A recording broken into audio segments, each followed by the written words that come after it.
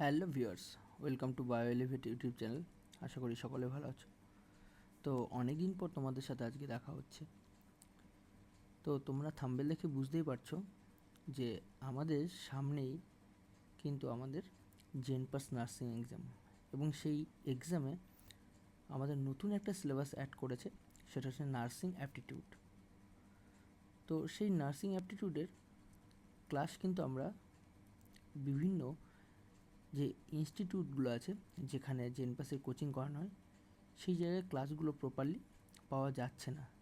হ্যাঁ, পেলেও সেগুলো কি করা হচ্ছে, শুধুমাত্র কোশ্চেন সলভ করাচ্ছে। তো আমরা কিন্তু আজকে সেই নার্সিং অ্যাপটিটিউডের পার্টটা সলভ করব। ঠিক আছে, বেশি ক্লাস হবে না, অল্প কিছু ক্লাসের মধ্যে আমরা কিন্তু এটা কমপ্লিট করানোর চেষ্টা করব, এবং যদি সময় থাকে সেক্ষেত্রে আমরা কিন্তু কিছু কোশ্চেনও সলভ করব। চলো তাহলে দেরি না করে আজকে আমরা নার্সিং অ্যাপটিটিউডের ফার্স্ট পার্ট পার্সোনাল হাইজিন, সেই পার্টটা আমরা স্টার্ট করব। ঠিক আছে, চলো স্টার্ট করি তাহলে। দেখো, নার্সিং অ্যাপটিটিউডের সিলেবাস যদি দেখো তাহলে তোমরা ফার্স্টে দেখতে পাবে যে প্রথমে আমাদের আছে হাইজিন অ্যান্ড স্যানিটাইজেশন, তাই তো।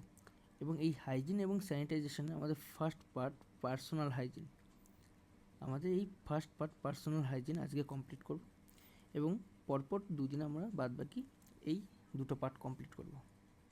চলো আমরা শুরু করি আজকের ফার্স্ট পার্ট পার্সোনাল হাইজিন। এই পার্সোনাল হাইজিন পড়ার আগে আমাদের আগে বুঝতে হবে স্বাস্থ্যটা কী। কারণ আমরা নার্সিং অ্যাপটিটিউড পড়ছি, তার মানে আমাদের নার্সিং যখন টার্মটা আসে তখন কিন্তু আমাদের সাথে হেলথের সাথে রিলেটেড। তাহলে হেলথ কী বা স্বাস্থ্য কী? স্বাস্থ্য হচ্ছে আমাদের শরীরের একটা অবস্থা, যে অবস্থায় আমাদের কি মানসিক, শারীরিক এবং সামাজিক এই তিনটা কম্বিনেশন নিয়ে তৈরি হচ্ছে। তাহলে স্বাস্থ্য কী? স্বাস্থ্য হচ্ছে এমন একটা অবস্থা যেটা সম্পূর্ণ ফিটনেস কিসের উপর? 1 নম্বর মানসিক, 2 নম্বর শারীরিক, 3 নম্বর সামাজিক এবং 4 নম্বর আবেগিকও বলা হয়। এই 4টা পার্ট যদি আমাদের ঠিক থাকে, এই 4টার একটা মিলিত কম্বিনেশন, সেটা হচ্ছে আমাদের স্বাস্থ্য। এবার এই স্বাস্থ্য, তাহলে আমরা কি বললাম? যে স্বাস্থ্য হচ্ছে আমাদের 4টি বিষয়ের সুস্থতাকে বোঝায়। যখন কারো মানসিক, সামাজিক এবং শারীরিক এবং ইমোশনাল কি বললাম? তাহলে 1 নম্বর পয়েন্ট হচ্ছে আমাদের মানসিক মেন্টাল হেলথ, 2 নম্বর আমাদের ফিজিক্যাল হেলথ, 3 নম্বর আমাদের সোশ্যাল হেলথ যদি ঠিক থাকে, এবং 4 নম্বর আমাদের ইমোশনাল হেলথ যদি ঠিক থাকে, তখন সেটাকে আমরা বলি প্রপারলি স্বাস্থ্য। এই স্বাস্থ্য ঠিক রাখতে গেলে পর আমাদের কী জিনিস ঠিক রাখতে হবে আমরা কিন্তু জানলাম, এবং এই স্বাস্থ্যের মধ্যে আমরা দুটো পার্ট দেখব। এই আমাদের স্বাস্থ্য ভালো রাখতে গেলে পরে দুটো পার্টের উপর কাজ করতে হবে। একটা হচ্ছে আমাদের পার্সোনাল হাইজিন, আমাদের নিজের শরীরের যত্ন কী করে নেব। আর একটা হচ্ছে শুধু নিজের নিলে কাজ হবে না, আমাদের নিজের সাথে সাথে সমাজের বা সোসাইটির হেলথও দেখতে হবে। কারণ তুমি ধরে নাও তুমি নিজে খুব সুন্দর নিট অ্যান্ড ক্লিন থাকছো, অথচ তোমার বাড়ির বাইরে একটা ডাস্টবিন আছে, সেখানে সবসময় মাছি ঘুরে বেড়াচ্ছে, সেখানে মশা জন্মাচ্ছে, তাহলে কিন্তু তোমার স্বাস্থ্য কখনোই ঠিক থাকতে পারে না। তাহলে আমাদের নিজের সাথে সাথে কী করতে হবে? সোসাইটির হেলথটাও দেখতে হবে কিন্তু। ক্লিয়ার? চলো নেক্সট। তাহলে স্বাস্থ্য যদি আমরা ঠিক রাখতে চাই, স্বাস্থ্যবিধি যদি ঠিক রাখতে চাই, স্বাস্থ্য বজায় যদি রাখতে চাই, তাহলে আমাদের কী করতে হবে? স্বাস্থ্য বজায় রাখতে গেলে পরে আমাদের সেই ক্ষেত্রে কিন্তু আমাদের ব্যক্তিগত স্বাস্থ্যটাও দেখতে হবে, এবং আমাদের সোসাইটি বা আমাদের চারপাশে আমরা যে জায়গায় বসবাস করি সেখানকার পরিবেশটাও কিন্তু আমাদের দেখতে হবে। ক্লিয়ার? নেক্সট চলে আসি। এবার আমরা ব্যক্তিগত স্বাস্থ্য কীভাবে দেখব?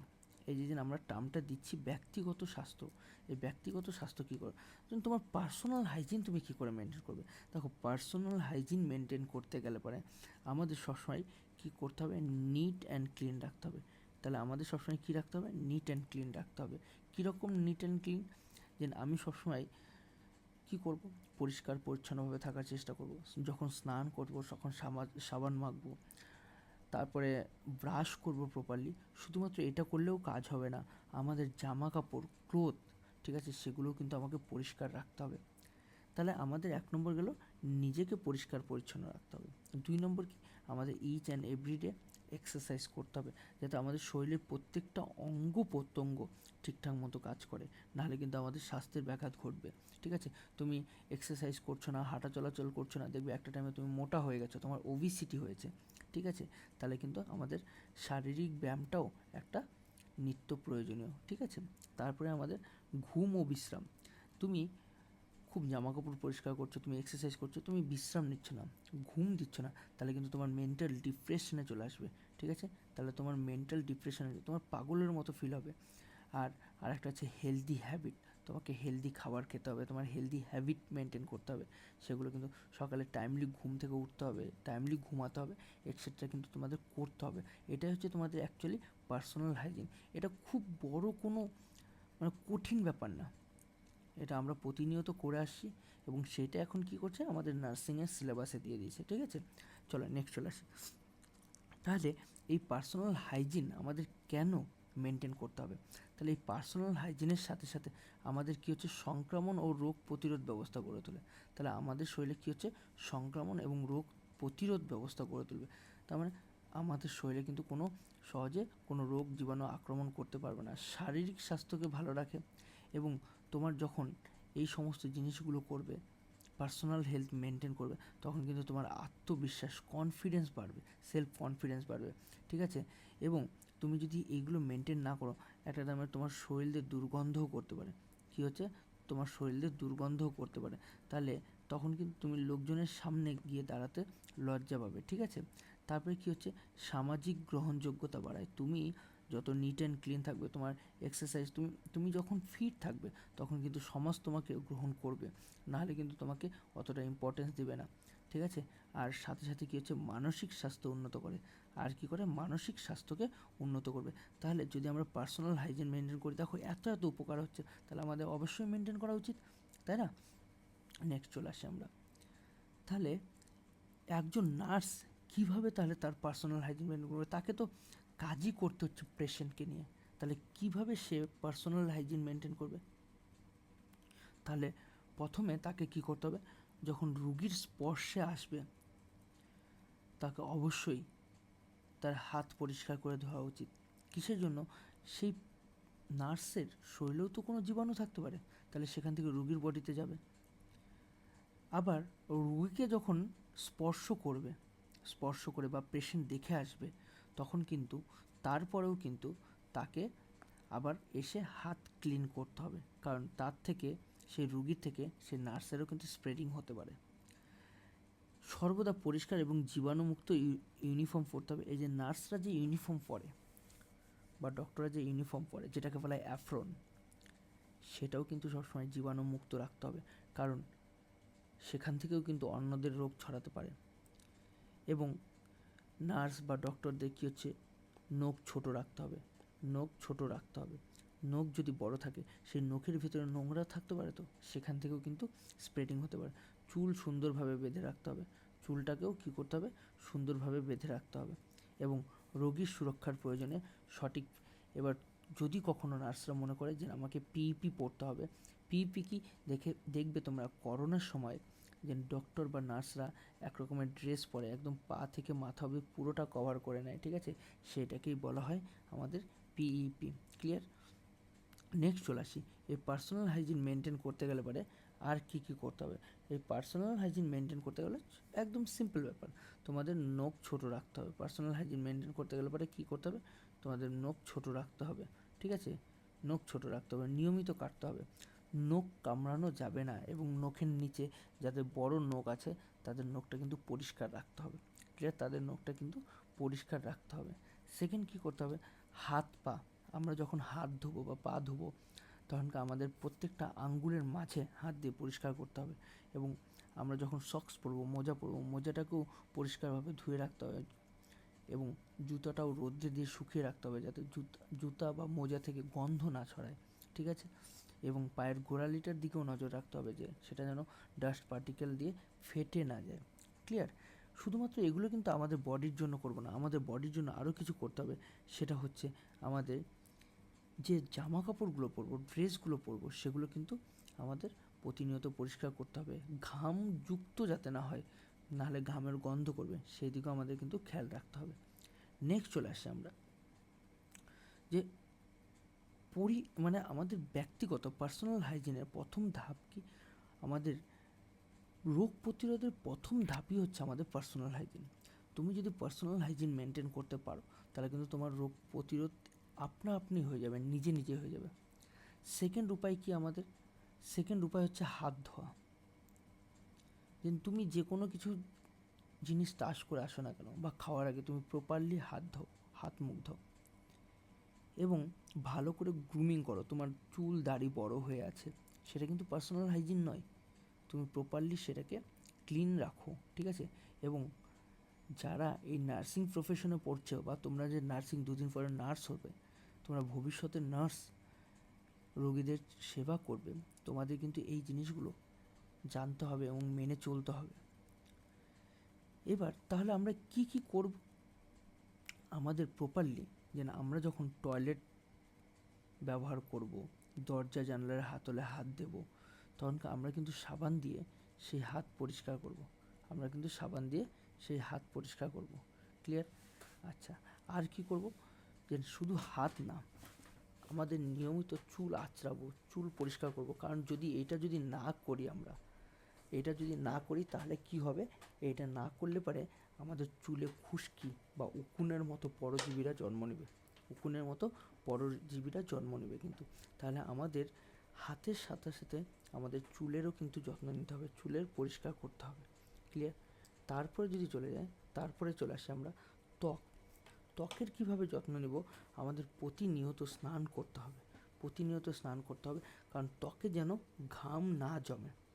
ত্বকে যদি ঘাম জমে যায়, তোমরা স্কিনের কথাই ভাবো, মুখের স্কিনে যদি ঘাম জমে, সেই ক্ষেত্রে মুখের স্কিনের মধ্যে ছোট ছোট ছিদ্র আছে, বা আমাদের প্রত্যেকটা বডির স্কিনের মধ্যে ছোট ছোট ছিদ্র আছে, সেই ছিদ্র দিয়ে কিন্তু আমাদের ঘাম বের হয়। এবার কথা হচ্ছে যে তুমি প্রতিনিয়ত স্নান করছো না, তাহলে তোমার শরীরে কী হচ্ছে? ডাস্ট পার্টিকেল জমে যাচ্ছে, এবং এই ডাস্ট পার্টিকেল জমে যাওয়ার জন্য কী হচ্ছে? সেই ঘাম বের হওয়ার যে ছিদ্রটা, সেটা কিন্তু বন্ধ হয়ে যাচ্ছে। আর যদি সেটা বন্ধ হয়ে যায় তাহলে কিন্তু তোমার ছোট ছোট পিম্পলের মতন তৈরি হবে এবং গোটা শরীরে কিন্তু দুর্গন্ধ করবে, ঠিক আছে? সেই জন্যেই চেষ্টা করবে প্রত্যেক দিন স্নান করা এবং ত্বকের যত্ন নেওয়া। এবং আমাদের যে রুমাল বা ইনার গার্মেন্টগুলো, সেগুলো কিন্তু প্রতিনিয়তই আমরা পরিষ্কার করব। তারপর চলে যাই, এটা আমরা পড়লাম যে প্রত্যেক দিন স্নান করতে হবে, ঠিক আছে? টয়লেট করার পরে সাবান বা স্যানিটাইজার দিয়ে হাত ধুতে হবে, ঠিক আছে? আমাদের একটা খুব বাজে একটা অভ্যাস আছে, সেটা কি হচ্ছে? যে আমরা যখন বইয়ের পাতা উল্টোই, তখন কী হচ্ছে? হাতে একটু থুথু লাগিয়ে বইয়ের পাতা উল্টোই। এটা কিন্তু খুব বাজে অভ্যাস, কারণ বইয়ের পাতার মধ্যে যে জীবাণুগুলো আছে সেগুলো কিন্তু তোমার হাতের থ্রুতে আমাদের মুখে আসছে, ফলে কিন্তু আমরা সহজেই রোগ আক্রান্ত হয়ে পড়ব, ঠিক আছে? তাহলে ইভেন শুধু এই নয়, আমরা যখন টাকা গুনি তখনও কিন্তু আমরা সেম জিনিসটাই করে থাকি, ঠিক আছে? এবার তাহলে কি করব? তাহলে আমরা দেখলাম যে স্নান করব, সাবান দেব, তারপর চুল পরিষ্কার করব, এক্সেট্রা আমরা দেখলাম। কিন্তু আমরা একবার কিন্তু মুখের কথা বললাম না।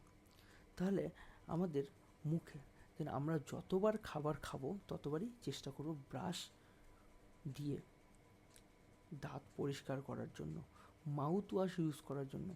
কারণ আমরা যখন খাবার খাই, সেই খাবারের কণাগুলো দাঁতের ফাঁকে আটকে থাকে, এবং দাঁতের ফাঁকে আটকে থাকার জন্য সেখানে ব্যাকটেরিয়ারা গ্রো করে। ব্যাকটেরিয়া গ্রো করলে পারে সেখানে কী হয়? সেই দাঁতগুলো আস্তে আস্তে কমজোরি হয়ে পড়ে, একটা টাইমে তোমার দাঁতের প্রবলেম হতে পারে, ঠিক আছে? তাহলে আমরা টুথপেস্ট দিয়ে দাঁত পরিষ্কার করব। ইভেন অনেক সময় আমরা কী হচ্ছে? জিভও পরিষ্কার করি, জিভও পরিষ্কার করে থাকি। এবং মাঝে মাঝে নিয়মিত ডেন্টিস্ট দেখানো, যে তোমার মুখের বা দাঁতের কন্ডিশন ঠিক আছে কিনা। অনেকের দেখবে মুখ দিয়ে গন্ধ করে, সেই মুখ দিয়ে গন্ধ দূর করার জন্য একমাত্র উপায় হচ্ছে মাউথ ওয়াশ বা ভালো করে টুথপেস্ট দিয়ে দাঁত করা। নেক্সট চলে আসি, তাহলে আমরা যে একটু আগে বললাম হাত ধুতে হবে, যে কোনো কারণে আমাদের ফার্স্ট প্রায়োরিটি হচ্ছে হাত ধোয়া। হাত ধুলেই ম্যাক্সিমাম রোগ জীবাণু আমাদের থেকে দূরে থাকবে। কখন হাত ধোবো? 1 নম্বর হচ্ছে খাওয়ার আগে হাত ধোবো, যখন আমরা টয়লেট ইউজ করব তখন কিন্তু হাত দেবো, কোন নোংরা বস্তুকে স্পর্শ করলে হাত দেবো। কাশি বা হাঁচি দেওয়ার সময় দেখবে আমরা হাত দিয়ে মুখটাকে ঢেকে নিই, তাহলে কাশি বা হাঁচি দেওয়ার পরেও আমরা হাত দেবো। আর যখন আমরা নার্সরা বা তোমরা যখন নার্স হবে, তোমরা যখন রুগীকে টাচ করবে, ইচ অ্যান্ড এভরি টাইম রুগীকে টাচ করার পরে এসে স্যানিটাইজার দিয়ে অবশ্যই হাতটাকে পরিষ্কার করবে, তারপরে তুমি জল দিয়ে পরিষ্কার করতে পারো। যদিও গ্লাভস ইউজ হবে, কিন্তু তারপরেও তোমাদের এটা করতে হবে, ঠিক আছে? কী দিয়ে হাত ধুতে হবে? জলে দিয়ে হাত ধুতে হবে, জল সাবান। এবং খালি জল আর সাবান দিয়ে খালি ধুয়ে নিলে কাজ হবে না, তাকে টোটালি 20 সেকেন্ড ধরে ভালো করে সব দিকে দুটো আঙ্গুলের মাঝে সমস্ত জায়গায় রাবিং করে সেই জায়গাটা পরিষ্কার করে নিতে হবে এবং সেটাকে শুকিয়ে নিতে হবে। নেক্সট চলে আসি, তাহলে আমরা নাকের কীভাবে যত্ন নেব? আমরা দেখো প্রতিনিয়ত কিন্তু নাক দিয়ে শ্বাস নিই এবং শ্বাস নেওয়ার সময় প্রচুর পরিমাণে ডাস্ট পার্টিকেল, দেখবে তোমরা নাকের মধ্যে প্রচুর পরিমাণে ডাস্ট পার্টিকেল ঢুকে যায়, তাই তো? নাকের মধ্যে প্রচুর পরিমাণে ডাস্ট পার্টিকেল ঢুকে যায়। দেখবে তোমরা একটা টাইমের পরে নাকের মধ্যে হাত দিয়ে যখন নাক পরিষ্কার করবে, তখন দেখবে নাকের ভেতর থেকে কালো কালো নোংরার মতন বেরোচ্ছে, ঠিক আছে? তাহলে চেষ্টা করবে যে বাইরে থেকে এসে নাক মুখ পরিষ্কার করা, ঠিক আছে? আর কখনোই চেষ্টা করবে না যে মুখ দিয়ে শ্বাস নেওয়ার জন্য, নাক দিয়ে নিতে হবে। এবং হাঁচি বা কাশি দেওয়ার সময় মুখ ও নাকের সামনে কী করতে হবে? তোমাকে একটা রুমাল ধরতে হবে, কারণ তোমার হাঁচি বা কাশির সময় যে ড্রপসলেটগুলো বেরোচ্ছে সেগুলো যেন পাশের লোকের বা অপর পক্ষের লোকের নাকে না ঢোকে এবং রোগ না ছড়ায়। তাহলে আমরা একটু আগে দাঁতের কথা বলে দিলাম, নাকের কথা বলে দিলাম, ঠিক আছে? দাঁতের ক্ষেত্রে একটা জিনিস মনে রাখবে যে প্রত্যেক দিন কয়বার করে দাঁত মাজা উচিত? 2 বার করে, ঠিক আছে? আর তুমি যদি অতিরিক্ত মিষ্টি বা চকলেট খাও, সেক্ষেত্রে দাঁতের মাড়ি বা দাঁতের কিন্তু ক্ষতি হতে পারে। ক্লিয়ার? নেক্সট চলে আসি, চোখের যত্ন আমরা কী করে নেব? দেখো, চোখে আমরা বাইরে থেকে যখনই আসি না কেন, তাহলে চোখে 2 থেকে 3 বার আমরা যদি চোখে ফ্রেশ জল দিয়ে ধুয়ে নিই, তাহলে কিন্তু আমরা চোখের যে কোনো রোগ থেকে নিজেকে প্রোটেক্ট করতে পারবো। চোখের মধ্যে জেনারেলি কী কী রোগ হয়? একটা হচ্ছে ট্র্যাকোমা হয়, একটা হচ্ছে কনজাংটিভাইটিস হয়, যেটাকে চোখ ওঠা বলা হয়। এই দুটো নর্মালি হয় কিন্তু। তো তোমরা চেষ্টা করবে যে ডাস্ট পার্টিকেল থেকে চোখকে বাঁচানোর জন্য নর্মাল সানগ্লাস বা আইগ্লাস ইউজ করতে পারো, তাহলে কিছুটা পরিমাণে ডাস্ট পার্টিকেল কিন্তু রক্ষা করবে তোমার চোখকে। কী করে করতে হবে? যদি তুমি কাজল ইউজ করো, ঠিক আছে, বা সুরমা যেটাকে বলা হয়, সেটা কিন্তু সংক্রমণ করতে পারে, কারণ সেই একই কাজল বা একই সুরমা অনেক জন পড়ছে, ঠিক আছে? সেজন্য আলাদা আলাদাভাবে নেওয়া দরকার। এবার চলে আসি কানের কীভাবে যত্ন নেবে? দেখবে আমাদের কান একটা খুব ইম্পর্ট্যান্ট অঙ্গ। কানের ভেতরে যাতে কোনো কিছু না প্রবেশ করতে পারে ধুলোবালি, সেই জন্য কানের ভেতরে ছোটো ছোটো লোম আছে, সেগুলো কিন্তু কানের ভেতরে কোনো ধুলোবালি বা কোনো কিছুকে প্রবেশ করা থেকে আটকায়। তো আমরা কি করি? আমরা অনেক সময় যে কোনো কাঠি বা কোনো কিছু দিয়ে কানকে খোঁচাতে থাকি, এটা করা যাবে না। অনেক সময় কি হয়, কানের পর্দাটা ফেটে যায়। তো কানকে যদি আমরা পরিষ্কার করতে চাই, তখন আমাদের ইয়ারবাডগুলো যেগুলো হয়, তুলো পেঁচানো থাকে মাথার দিকে, এই সমস্ত জিনিসগুলো আমাদের প্রপারলি ইউজ করতে হবে। তারপর চলে আসি মেনস্ট্রুয়াল হাইজিন, যৌনাঙ্গের পরিচ্ছন্নতা। প্রতিদিন স্নানের সময় কিন্তু আমাদের বডির সাথে সাথে আমাদের যৌনাঙ্গ বা রিপ্রোডাক্টিভ অর্গানগুলো কিন্তু পরিষ্কার করতে হবে এবং আমরা যে ইনার গার্মেন্টগুলো পরি সেগুলো কিন্তু প্রতিনিয়ত পরিষ্কার করতে হবে, কারণ এই যৌনাঙ্গের পরিচ্ছন্নতা অ্যাডাল্ট বা বয়ঃসন্ধি দশায় কিন্তু খুব ইম্পর্ট্যান্ট। তার সাথে তুমি বয়ঃসন্ধি দশায় পড়ে থাকবে যে মেয়েদের মেনস্ট্রুয়াল সাইকেল শুরু হয়, রজচক্র শুরু হয় এবং সেই সময় মেয়েদের যৌনাঙ্গ থেকে ব্লিডিং হতে থাকে। সেই জন্যে বলা হয়েছে যে মেনস্ট্রুয়াল সাইকেলের সময় প্রতি 4 থেকে 6 ঘন্টা পর পর প্যাড বদলাতে হবে এবং যৌনাঙ্গ পরিষ্কার রাখা এবং প্যাড নিরাপদে, প্যাড যেখানে সেখানে ফেলা যাবে না, ইউজ প্যাডগুলো যেখানে সেখানে ফেলা যাবে না, একটা নিরাপদ জায়গায় ফেলে দিতে হবে, ঠিক আছে? যাতে সেটা পরিবেশের হাইজিনকে নষ্ট না করে। তাহলে আমরা কি বললাম এতক্ষণ ধরে? আমরা স্কিন কেয়ার করলাম, দাঁতের বা ওরাল কেয়ার করলাম, toothpaste, mouth wash, dental floss, এক ধরনের সুতো যেগুলো দাঁতের মাঝের নোংরাগুলোকে পরিষ্কার করে, হ্যান্ড ওয়াশ আমরা করলাম হ্যান্ড ওয়াশ বা স্যানিটাইজার দিয়ে, আর চুলের কেয়ার নিলাম শ্যাম্পু, চুলের তেল এবং চিরুনি দিয়ে। এবার আমরা নেল, আমাদের যদি কারো বড় নখ হয় তাহলে সেটা কি করব, আমরা নেল কাটার বা নেল ব্রাশ দিয়ে পরিষ্কার করব।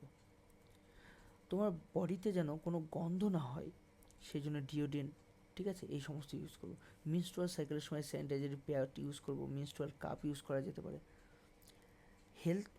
হেলথ কেয়ারে পিপিটির জন্য আমাদের কী করতে পারি, মাস্ক ইউজ করতে পারি, গ্লাভস ইউজ করতে পারি, এই সমস্ত কিন্তু আমরা ইউজ করি। এবার চলে আসি ব্যক্তিগত গ্রুমিং। যেন তুমি এই সমস্ত জিনিসগুলো করলে, তুমি দাঁত পরিষ্কার করলে, মুখ পরিষ্কার করলে, চুল পরিষ্কার করলে, কিন্তু সেক্ষেত্রে তোমার চুল বড় বড় হয়েছে, সেই ক্ষেত্রে তোমার উচিত চুলটাকে খুব সুন্দর করে কেটে নেওয়া। বড় চুল রাখলে পরে সেখানে ডাস্ট পার্টিকেল বেশি হবে। তেমনভাবে দাড়ি বা গোপ বড় হলে পরেও সেখানে ডাস্ট পার্টিকেল আটকে থাকবে। তুমি যে জামা কাপড়গুলো ইউজ করছো সেটাকে তুমি প্রতিনিয়ত আয়রন করো, পরিষ্কার করো, তোমার শরীরে যেন দুর্গন্ধ না হয়। এবং তুমি যখন কথা বলবে সুন্দরভাবে হাঁটা চলাচল করো, তোমার পশ্চার ঠিক করো। এবার আমাদের এই হাইজিনে, পার্সোনাল হাইজিনে ব্যায়াম বা ফিজিক্যাল পার্টটা কীভাবে ইম্পর্ট্যান্ট থাকে, এক্সারসাইজের পার্টটা কী করে ইম্পর্ট্যান্ট হয়।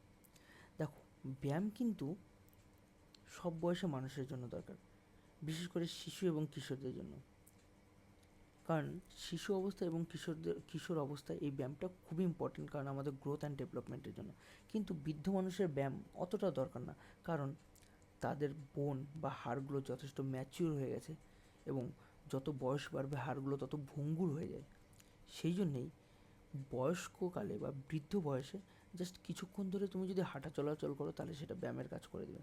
ব্যায়াম করলে কী হয়, তুমি যদি প্রতিনিয়ত ব্যায়াম করো তোমার বডিতে ব্লাড সার্কুলেশন বাড়বে, আর যত ব্লাড সার্কুলেশন বাড়বে তাহলে তোমার রোগ আক্রান্ত হওয়ার ক্ষমতাও তত কম হবে। এবং সাথে কিন্তু আমাদের ব্যায়াম করার সাথে আমাদের ইচ অ্যান্ড এভরিডে যতটুকু দরকার 6 থেকে 8 ঘন্টা আমাদের প্রতিনিয়ত ঘুমানোর দরকার। যদি তোমার ঘুম ঠিকঠাক মতন হয় তাহলে কিন্তু তুমি আস্তে আস্তে মেন্টাল ডিপ্রেশনে চলে যাবে, তোমার মানসিক ভারসাম্যও নষ্ট হয়ে যেতে পারে। নেক্সট চলে আসি, আমরা এগুলো পড়লাম যে নির্দিষ্ট সময়ে ঘুমানো, খাওয়া এবং রাত্রে খাওয়া দাওয়ার পর ঘুমানো। হ্যাঁ, অনেকে আমাদের একটা ব্যাড অভ্যাস আছে যে আমরা অনেক রাত্রে ঘুমাই এবং সকালে উঠে যাই। এটা কিন্তু আমাদের একটা ব্যাড হ্যাবিট, এতে কিন্তু আমাদের পার্সোনাল হাইজিন এবং শরীর অসুস্থ হয়ে পড়তে পারে। আবার অনেকের কিছু বাজে অভ্যাস আছে, যে তামাক বা সিগারেট খাওয়া, মাদক দ্রব্য খাওয়া, এগুলো কিন্তু আমাদের শরীরের জন্য খুব ক্ষতিকারক। তো চেষ্টা করবে সেগুলো অ্যাভয়েড করে থাকার জন্য, আর সবসময় ঘর বা জানলা খুলে রাখবে যাতে তোমার ঘরে সানলাইট বা এয়ার, ফ্রেশ এয়ার এগুলো কিন্তু প্রবেশ করতে পারে। ক্লিয়ার? তাহলে আমরা আজকে দেখলাম আমাদের পার্সোনাল হাইজিন কীভাবে মেনটেন করব, আর এটা আমাদের নার্সিংয়ে একটা বেশ সুন্দর টপিক ছিল আমাদের নার্সিংকে স্টার্ট করার জন্য। তাহলে আজকে এই অবধি, আবার নেক্সট দিন তোমাদের সাথে দেখা হচ্ছে নেক্সট ক্লাস, সেটা হচ্ছে আমাদের পার্সোনাল হাইজিনের পরে কী থাকবে, সোশ্যাল হাইজিন, যেখানে আমরা দেখব যে শুধু আমাদেরই শারীরিক হাইজিনটাকে দেখব না, আমরা সোসাইটির হাইজিনটাও দেখব, পাবলিক হাইজিনটাও দেখব, যেন আমাদের থেকে যেন পাবলিক বা সোসাইটির লোকেদের যেন কোনো প্রবলেম না হয়। চলো আজকে এখানেই কমপ্লিট, দেখা হচ্ছে নেক্সট ক্লাসে ঠিক এই চ্যানেলে। চলো সবাইকে অনেক অনেক ধন্যবাদ।